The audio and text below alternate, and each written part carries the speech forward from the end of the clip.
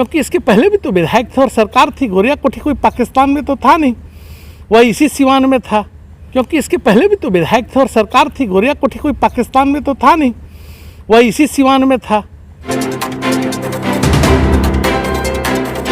नमस्कार, मैं सचिन और आप देख रहे हैं बिहार न्यूज़ एक्सप्रेस। बिहार विधानसभा चुनावी चर्चा को लेकर इस वक्त बिहार न्यूज़ एक्सप्रेस की टीम पहुंची है गोरिया कोठी, जहां गोरिया कोठी विधानसभा के पूर्व विधायक चुन्नू बाबू के पुत्र और 2015 विधानसभा के प्रत्याशी देवेश कांत जी हैं, जो आपको बता दें कि भाजपा के काफ़ी पुराने नेता माने जाते हैं, कद्दावर नेता हैं, सीनियर नेता हैं। और देवेश कांत जी हमारे साथ हैं, हम इनसे आज बात करते हैं गोरिया कोठी विधानसभा चुनाव को लेकर। सबसे पहले सर, आपका बिहार न्यूज़ एक्सप्रेस में स्वागत है। नमस्कार, आपको भी बहुत बहुत धन्यवाद गोरिया कोठी आकर मेरा साक्षात्कार करने के लिए। आप अगर इसी विषय को लेके आए हैं तो मैं आपका भी स्वागत भी करता हूं, धन्यवाद भी करता हूं। सवाल है सर कि विधानसभा चुनाव की तैयारियां चल रही है, जितने भी प्रत्याशी हैं वो चुनाव तैयारियों में लगे हुए हैं। पिछली बार जो 2015 में विधानसभा चुनाव हुआ था उसमें आपकी हार हुई थी। इस बार किस मुद्दे के साथ फिर लोगों के बीच जाएंगे? पिछली बार जो हार हुआ है उसको किस तरह से ख़त्म करेंगे और इस बार जीत का परचम लहराएंगे? देखिए, पिछले बार एक समीकरण बदला था पूरे भारत में।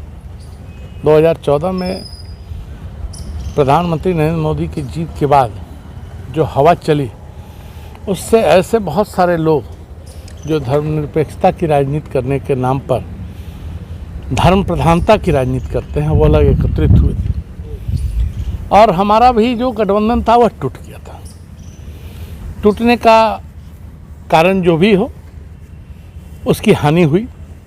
पुनः आज हमारा गठबंधन स्थापित हो चुका है और दोबारा पूरे भारतवर्ष में उससे ज़्यादा सीटों के साथ हमारे प्रधानमंत्री के नेतृत्व में सरकार बनी।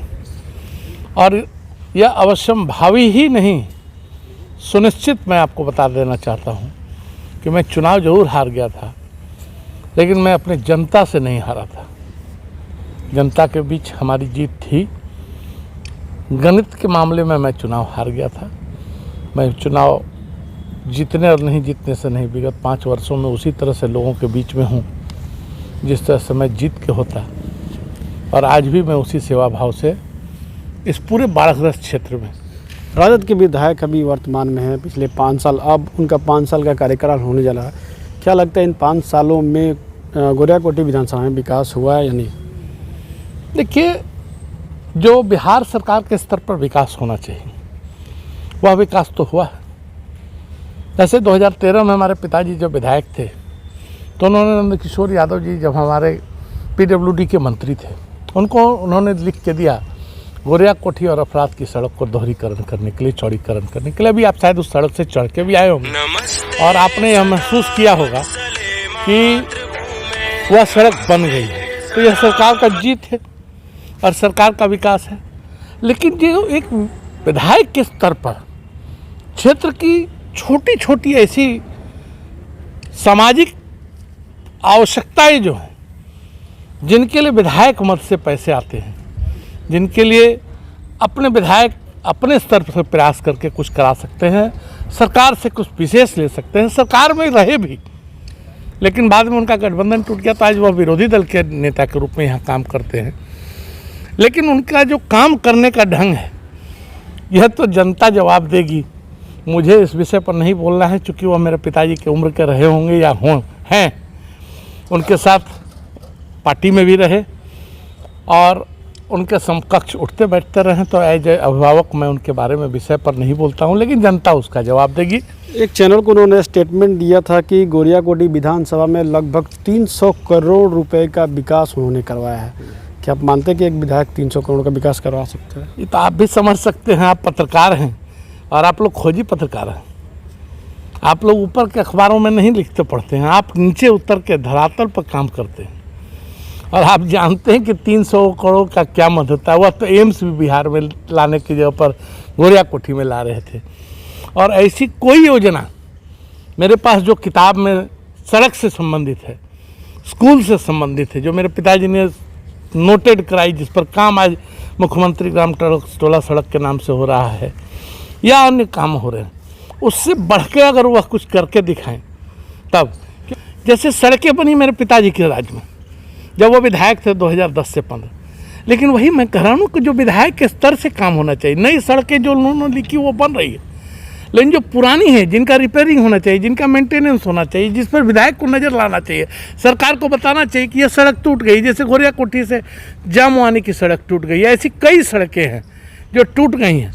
लेकिन यहाँ क्या है, तो मुझे तो राजनीति करनी है, समीकरण का इंतज़ार करना है, और समीकरण की राजनीति करने वाले इस इंतजार में 5 वर्ष तक बैठे रहते हैं कि समय आएगा, चुनाव आएगा, एक समीकरण बैठेगा, और चाहे वह समीकरण MY का बने या कोई और का बने, और मैं चुनाव जीत। एक अहम सवाल है कि आपका जो विधानसभा क्षेत्र है बाढ़ ग्रस्त है, प्रतिवर्ष बाढ़ आते हैं, लोग बेघर होते हैं, भूखे तड़पते हैं। जब हम लोग बाढ़ कवरेज में गए तो लोगों का साफ तौर पे कहना था कि जो सरकार अभी आपदा के समय दे रही है, अगर वही पैसे को पहले लगाकर कुछ व्यवस्था करती तो शायद कुछ हद तक इस जो आपदा है उसको रोका जा सकता था। आपको क्या लगता है? मैं आपके इस प्रश्न से सहमत नहीं हूँ। मैं 20 वर्ष से गोरिया कोठी की राजनीति में हूँ। 2000 चुनाव के बाद मैं चुनाव में आ गया गोरिया कोठी। 2006 में जब मैं जिला परिषद भी रहा, 2015 में मैं विधानसभा का भी चुनाव लड़ा, 10 में मेरे पिताजी विधायक हुए, 5 में भी जीते हारे। लेकिन इस पूरे 20 वर्ष में यह तीसरा वर्ष है जब बाढ़ आया है, और यह बाढ़ कोई गोरिया कोठी में या सिवान के किसी तटबंध के टूटने से नहीं आया। यह उस पुराने सारण तटबंध में अचानक पानी छोड़ा जाना चीन के दबाव में आके नेपाल के द्वारा, जिसके चलते इस बार बाढ़ आया है। नहीं तो एक बार 2001 में बाढ़ आए थे, और 2017 में लकड़ी नवीगंज के 5-6 पंचायतों में एक छोटा स्तर पर बाढ़ आया था। इस बार भी बाढ़ आने का असर नहीं हो पाता, लेकिन इतनी अतिवृष्टि हुई थी कि उसके चलते बाढ़ का प्रभाव क्षेत्र बढ़ के हमारे पूरे विधानसभा के करीब 25 पंचायतों में पहुंच गया, और इतना कभी भी नहीं रहा। और हम कभी भी बाढ़ग्रस्त क्षेत्र के रूप में घोषित भी नहीं रहे हैं। हमारे क्षेत्र में सिवान में दरौली या उस किनारे सरजू के किनारे लोग बाढ़ से परेशान रहे हैं थोड़े क्षेत्रों में। जिला में सबसे ज़्यादा प्रभावित तो अभी आपका गोरिया कोठी है। इस समय मैं आपसे सहमत हूँ। मैं विगत 10 दिन से लगातार इस सेवा कार्य में लगा हूँ, और रोज़ हमारे यहाँ कम से कम 5 से 10 कुंटल चूड़ा का हो, चाहे चूल्हा पर बनने वाला आवश्यकताएँ चीज़ हो, हम लोगों को सेवा उपलब्ध करा रहे हैं। और इस समय सही में पूरे सिवान में मैं तो कह ही रहा हूँ, गोरिया कोठी विधानसभा के 42 पंचायत में 25 पंचायत इफेक्टेड है, और यह एक बड़ा विषय है। मैंने सरकार से मांग की है, लकड़ी नवीगंज में 20 जगह सामुदायिक रसोई घर चल रहा है, जबकि मैंने वहाँ पर उसकी संख्या बढ़ाने को कहा है।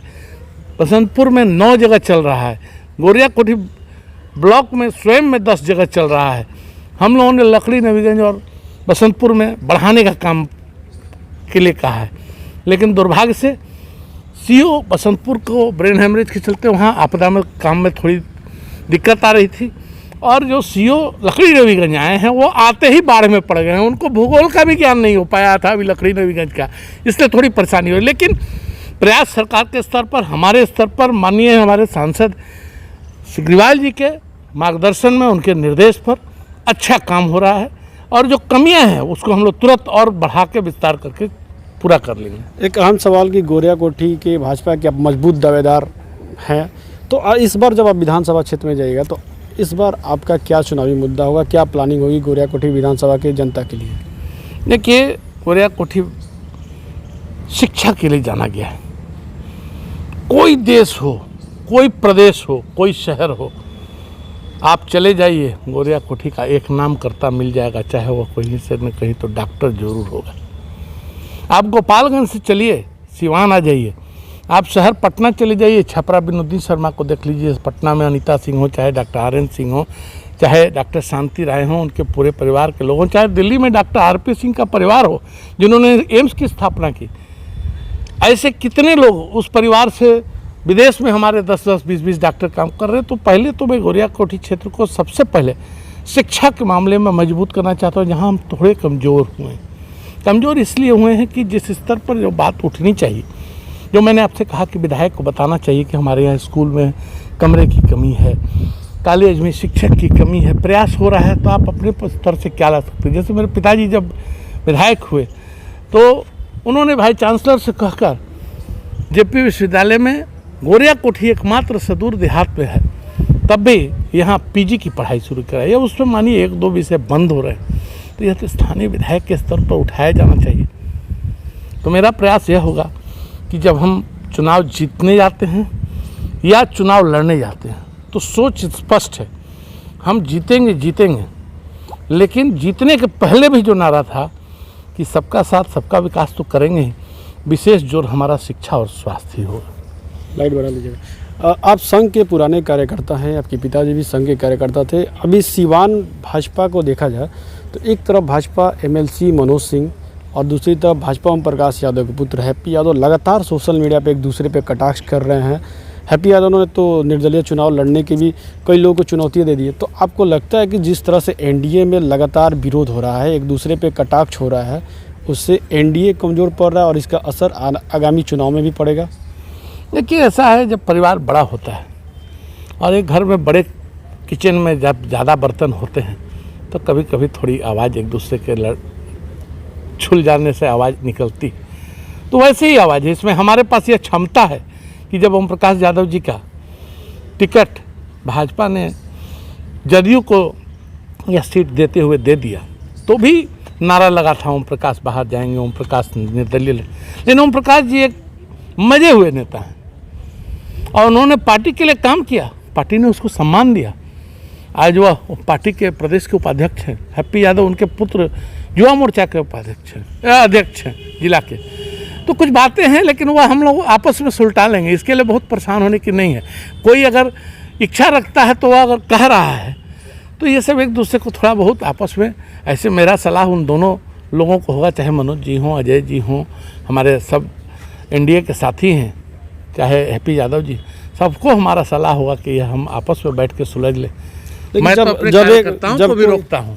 जब कोई एक पद पे होता है, पार्टी में पद पे होता है, तो उसका काम संगठन बनाना होता है। लेकिन जिस तरह से कटाक्ष लगातार हो रही है तो माना जाए कि संगठन कहीं ना कहीं तो कमज़ोर हो रहा है। नहीं, आपका कहना सही है कि संगठन को कमजोरी इससे प्रदान होगी, लेकिन हम लोगों ने इस पर दबाव बनाना शुरू कर दिया है और यह मामला जल्द ही सुलझ जाएगा। मैंने प्रदेश अध्यक्ष युवा मोर्चा से भी बात की है, अपने प्रदेश अध्यक्ष से भी कहा है कि इस तरह का माहौल से थोड़े पार्टी को घाटा होगा और जब ये सब एक साथ मिलजुल के हम लोग एक मंच पर नज़र आएंगे तो आपको यह घाटा फायदा में नजर आता। एक देखा जाए तो आपके भाजपा के कई नेता गोरियाकोटी विधानसभा में लगातार भ्रमण कर रहे हैं।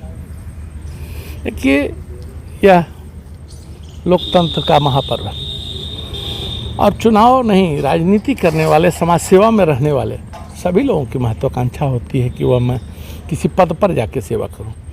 और मैं वैसे सभी भारतीय जनता पार्टी के कार्यकर्ता जो इस महत्वाकांक्षा के साथ इस क्षेत्र में काम कर रहे हैं, मैं उनसे आग्रह ही नहीं, मैं घोषणा के साथ कहता हूं कि हम सब के बीच में जिसको टिकट मिले, हम सब एकत्रित होकर उसके विजय के लिए प्रयासरत हैं और भारतीय जनता पार्टी को जीत दिलाकर बिहार में भारतीय जनता पार्टी समर्थित NDA की सरकार बनाएंगे। गोरियाकोटी विधानसभा की जनता से क्या अपील करेंगे?